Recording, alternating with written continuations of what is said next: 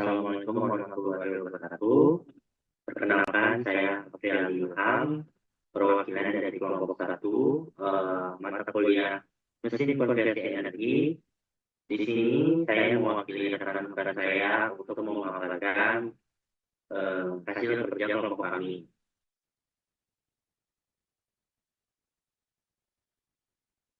Di kelompok 1 sendiri terdiri dari Tria Agung Delta Cakida, saya sendiri yaitu Afriel Ilham Amayansyah, Sinal Cesar Miko, Ridwan Abdul Hakim, dan Firman Baktiar.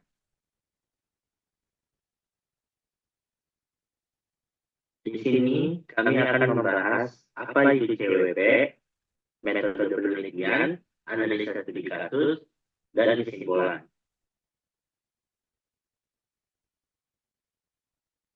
Apa itu CWP? Pada suatu industri, pembangkit PLTU, circulating water pump, adalah pompa yang digunakan untuk mensirkulasikan air laut guna mendinginkan uap menjadi air kembali di dalam kondensor. Apabila performa pompa pendingin mengalami penurunan, maka volume perubahan fase uap menjadi cair pada kondensor akan mengalami penurunan. Hal ini mengakibatkan biaya produksi akan meningkat akibat jumlah air kondensat yang ditambahkan semakin bertambah, sehingga efisiensi sirkulus ranking mengalami penurunan.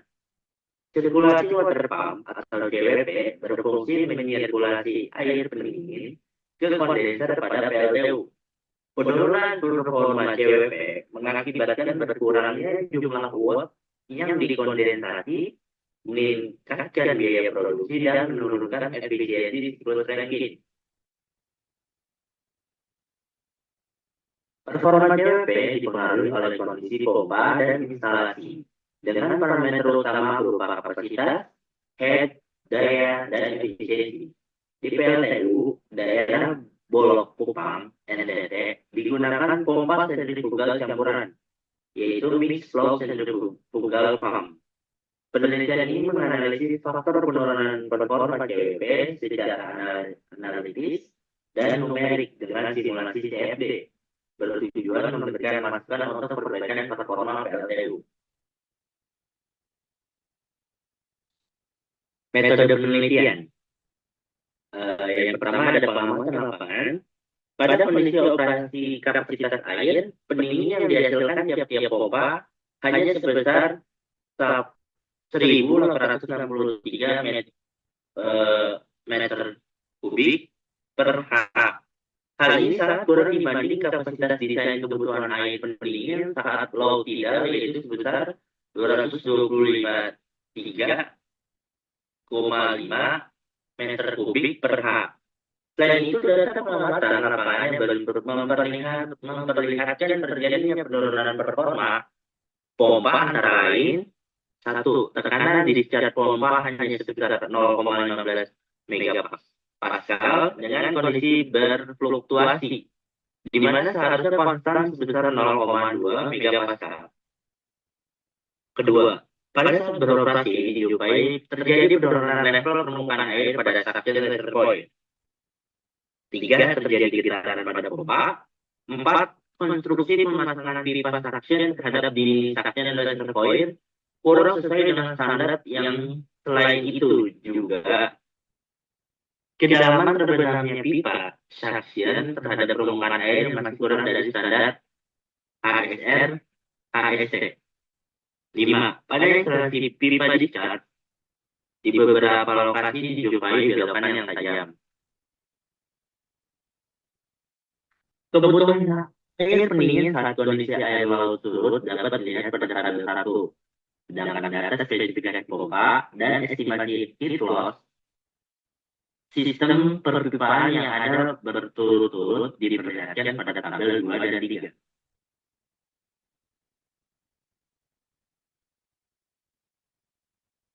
Kebutuhan air pendingin saat kondisi air laut surut dapat dilihat pada tabel 1. Sedangkan data spesifikasi pompa dan estimasi heat loss sistem perpipaan yang ada berturut-turut diperlihatkan pada tabel 2 dan 3. Ya, di sini ada analisis studi kasus. indikasi kegagalan operasi. Gambar di samping memperlihatkan kebocoran pada pipa discharge. Indikasinya, yang pertama tekanan discharge yang dihasilkan pompa mengalami penurunan hingga PD sama dengan 0,15 pascal dengan kondisi berfluktuasi. Sedangkan putaran tetap konstan. Indikasi faktor-faktor yang lain, faktor-faktor yang menyebabkan penurunan tekanan yang dihasilkan pompa antara lain A. Kebocoran pada pipa discharge, baik yang rendah maupun yang di atas permukaan air. Perlu diketahui bahwa CW merupakan pompa sentrifugal jenis mixed-flow dengan posisi impeller terbenam atau submersible pump. Kebocoran ini diakibatkan korosi pada pipa, seal yang kurang rapat atau rusak, dan looseness atau baut pengencal support akibat citaran pada pompa berlebihan. Tampak pada gambar di samping, diperlihatkan kebocoran pada pipa discharge pompa. B. Terjadi kerusakan pada sudut-sudut pompa akibat korosi. C. Hambatan pada saluran indeks yang berat. D. Kondisi tekanan yang berfluktuasi diindikasikan terjadinya kavitasi. Hal ini disebabkan oleh tingginya pressure drop pada saluran suction pompa. 2. Penurunan permukaan air pada suction reservoir diakibatkan oleh besarnya hambatan pada saluran indeks. Indikasi penyebab hal ini antara lain penggunaan satu buah fine screen dengan jarak terhadap bell mouth pipa section relatif dekat, sehingga kotoran atau sampah yang menempel pada fine screen akan memperbesar heat loss dan dapat mengurangi laju aliran masuk ke dalam koil. Gambar 2 menunjukkan posisi fine screen terhadap bell mouth pipa section. Saluran internal yang dangkal dan sempit dengan dinding saluran terbuat dari susunan batuan serta menggunakan sistem gravitasi seperti gambar 3 memperlihatkan saluran intake kanal pada saluran suction.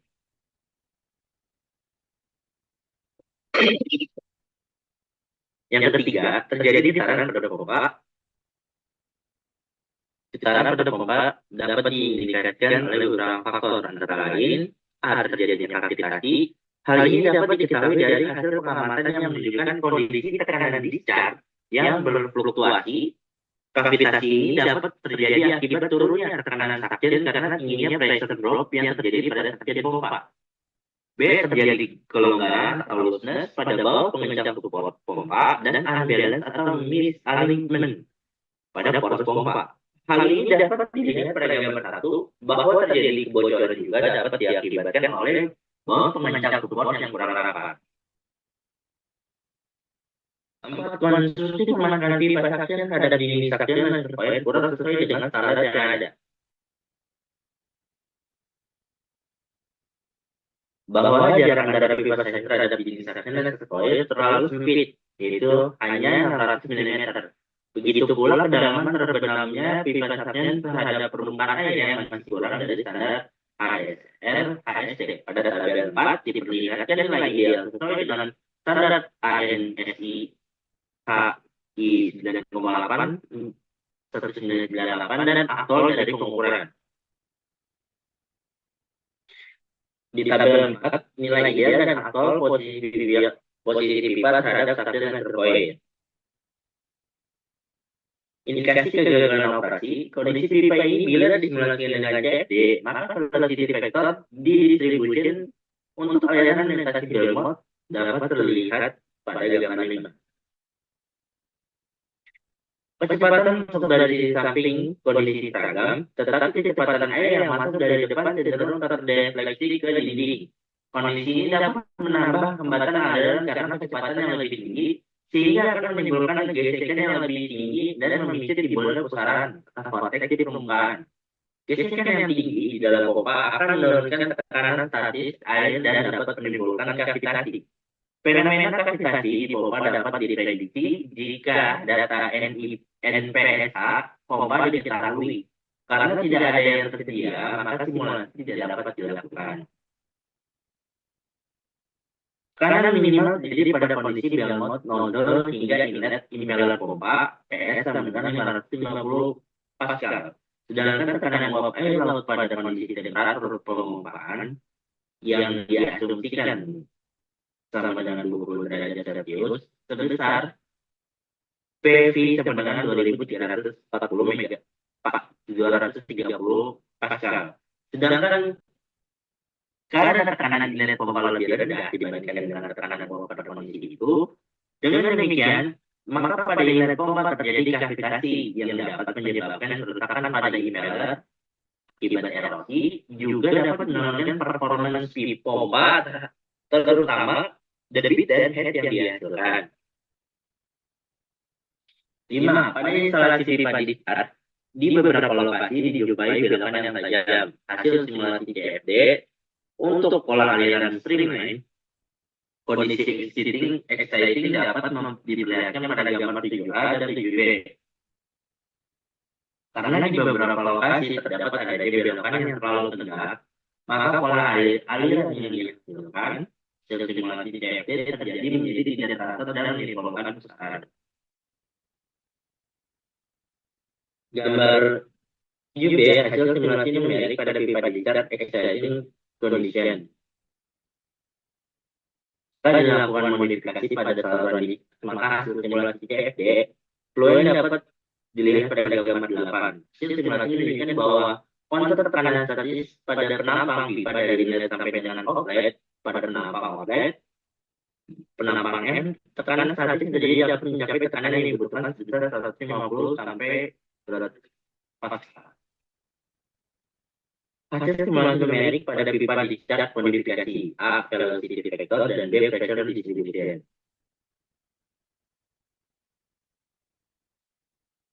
Kesimpulannya, output tekanan pompa yang tidak maksimal, pompa dioperasikan pada kapasitas di bawah kondisi desain.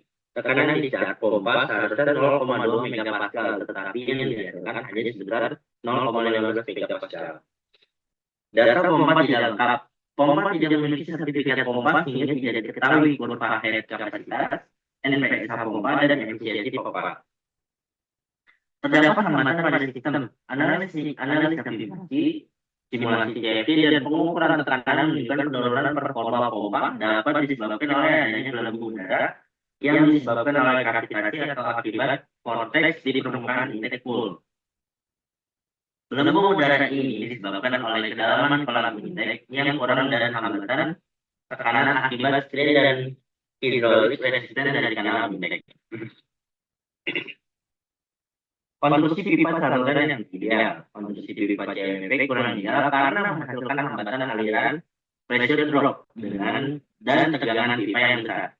Sehingga diperlukan modifikasi elbow dengan mengurangi sudut elbow dapat mengurangi pressure drop dan tegangan yang terjadi. Itu saja yang bisa saya sampaikan. Kurang lebihnya mohon maaf. Wassalamualaikum warahmatullahi wabarakatuh.